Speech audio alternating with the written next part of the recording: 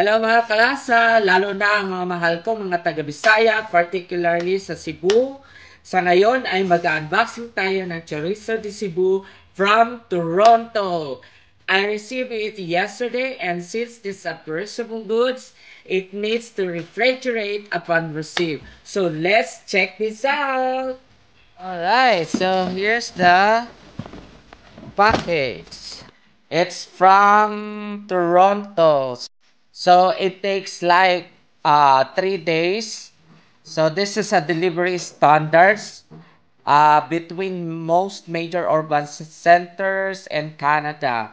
Per local zone is only 1 day. Per regional zone within a regional of Canada 1 day and up to 3 days. National zone between two regions of Canada 2 days and up to 7 days. Lagay naman dyan yung note. So, refrigerate upon arrival because this is perishable. So, ayan. Check na natin. Yes! Thank you, Chorizo de Cebu from Toronto. Yes. I'm so excited na matikman ko na ang Chorizo de Cebu. Ngayon, mag-unbox lang muna tayo. Okay. So, secure ang pagkabalot. Professional na professional. Alright.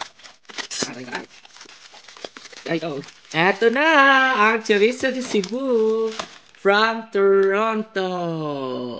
This is spicy. I got the spicy one.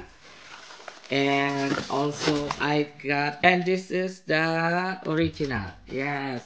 Yes, so I'm so excited to taste this one, Chorizo de Cebu. And to those who want to order, sabay-sabay tayo mag-order.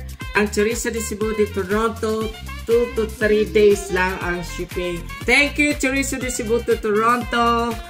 And maraming salamat sa patikim, sa blessings na binigay mo. Thank you.